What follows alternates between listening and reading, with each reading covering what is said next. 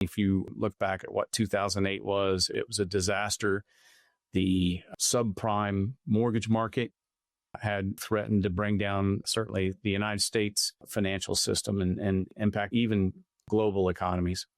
And so we sat back and watched while all these accounts that I had set up for people that trusted me, because I was the nerd that did all the studying and all the back end, all the preparation, followed all the algorithms and all the plans and stress tested every single one.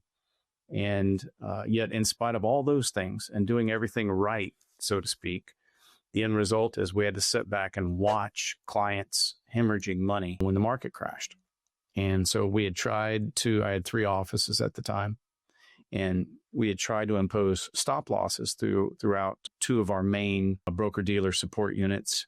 And 35 or 40 minutes later, after I made the request through our admins, their response was, the stop loss has failed. And I said, what does that mean? As you probably saw in reports since then, these companies had such a surge of pressure at that time in all these different markets that the system was overwhelmed.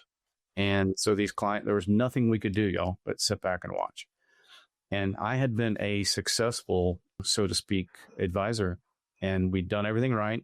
And still our clients hemorrhaged money. So the people that were close to retirement, these folks that had worked a lifetime, accumulated that money and trusted me. And then to see that money evaporate, to me, it was heartbreaking. This hit me personally.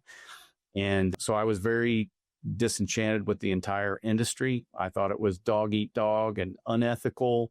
And then putting all people's money in investments where you had no access or very limited access, no control. By definition, for me to invest money with you, I've got to give up control of that money. I've got to give it to you, right? So if you're the financial advisor. So I was on my way out and I was so fed up. And I thought I would go start a landscaping business. And a friend of mine told me, before you do that, you may want to meet this guy. He's revolutionizing the industry. And I remember he used all these grandiose explanations. I'm like, well, this guy sounds to me like he's superhuman.